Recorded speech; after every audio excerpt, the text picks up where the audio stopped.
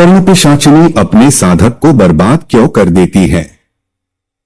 मित्रों, जैसा कि आप सभी जानते हैं कि कर्ण का मतलब कान होता है और पिशाचिनी का मतलब प्रेत होता है, अर्थात कर्ण पिशाचिनी। यह एक तरह की प्रेतिनी होती है जो काफी उग्र और खतरनाक होती है। जो लोग अपने दुख तकलीफ से बहुत ज्यादा परेशान हो जाते हैं, भगवान के सामने बहुत मन्नतें करने के बाद भी उनका दुख तकलीफ नहीं दूर होता है, ऐसे लोग थक हार कर कर्ण पिशाचिनी की शरण ले लेते हैं या फिर किसी अन्य उग्र शक्ति की। ऐसा कहा जाता है कि बड़े बड़े धनी लोग और फिल्मी दुनिया के लोग भी कर्ण पिशाचिनी को सिद्ध करते हैं। इस दुनिया में ऐसे बहुत से लोग हैं जो कि कर्ण पिशाचिनी साधना करते हैं।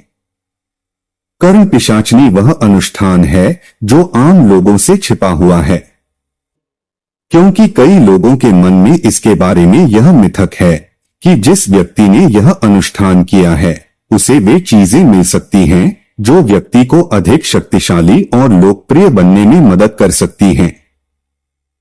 प्राचीन समय में लोग अपनी लोकप्रियता बढ़ाने के लिए इन रीति रिवाजों का पालन करते थे, लेकिन आज के समय में बहुत से अघोरी इस विद्या का प्रयोग अपनी इच्छा पूर्ति के लिए करते हैं।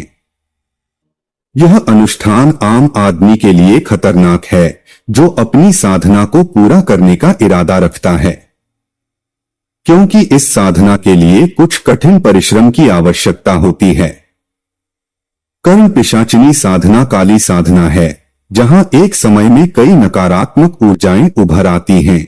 उनमें उन लोगों को नुकसान पहुंचाने की इतनी शक्ति होती है जो उनकी साधना में गलती करते हैं।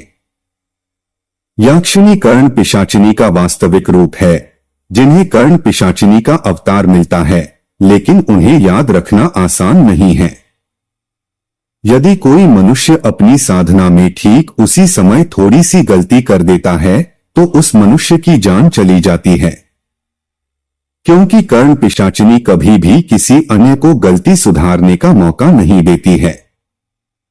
जब कर्ण पिशाचिनी आती है तो वह साधक के कान में बुदबुदाने लगती है जो दर्दनाक होती है और इससे साधक पागल हो जाता है।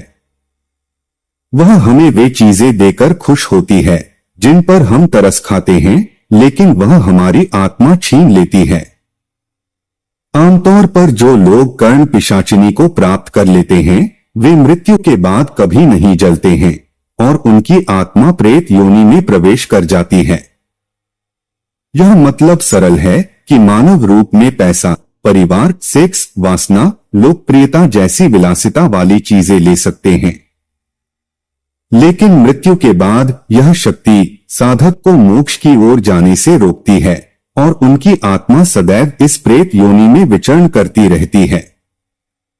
कर्ण पिशाचिनी साधना वह साधना है जिसके द्वारा एक साधक संपूर्ण नकारात्मक ऊर्जाओं को नियंत्रित कर सकता है, जिसका उपयोग साधक के कार्य करवाने के लिए कर्ण पिशाचिनी द्वारा किया जाता है। कर्ण पिशाचिनी प्राप्त करने के बाद साधक सभी नकारात्मक ऊर्जा का नियंत्रक बन जाता है जो कर्ण पिशाचिनी के आदेश का पालन करता है। साधक कर्ण पिशाचिनी को कार्य करने के लिए आदेश देता है और कर्ण पिशाचिनी अपने सभी प्रेत और भूत को साधक कार्य को पूरा करने के लिए वही आदेश देती है। उससे साधक का कार्य पूर्ण हो जाता है। यदि साधक कर्ण पिशाचिनी को यौन संबंध बनाने से मना करता है तो वह नाराज हो जाती है और साधक को नुकसान पहुंचाती है। अब जानते हैं कि कर्ण पिशाचिनी साधना लोग क्यों करते हैं। मित्रों, जैसा कि हमने आपको बताया कि इस दुनिया में ऐसे बहुत से लोग हैं जो कि कर्ण पिशाचिनी साधना करके इन्हें सिद्ध करते हैं। ऐसे बहुत से तांत्रिक अघोरी आज भी मौजूद है जो कि शमशान घाट में कर्ण पिशाचिनी साधना को करके इन्हें सिद्ध करते हैं और अपना मनचाहा काम करवा लेते हैं। जिन लोगों की इच्छा भगवान नहीं पूरी करता है, ऐसे लोगों की इच्छा शैतान अर्थात प्रेत पूरी करता है। दोस्तों, ऐसी मान्यता है कि जितनी इच्छाएं वो आपकी पूरी कर देता है उससे ज्यादा वो आपसे छीन लेता है। अब आप कर्ण पिशाचिनी को ही ले लीजिए, जब कर्ण पिशाचिनी की सिद्धि की जाती है और यह अपने साधक के सामने आती है तो यह अपने साधक से कुछ वचन मांगती है। जैसे कि यदि आपने कर्ण पिशाचिनी को पत्नी या प्रेमिका के रूप में सिद्ध किया है तो ये आपसे कुछ वचन मांगती है, जैसे कि इनको प्राप्त करने के बाद आप किसी पराई स्त्री की तरफ नहीं देख सकते हैं। यदि आपका विवाह हुआ है तो भी आप उसके बाद नहीं सो सकते हैं।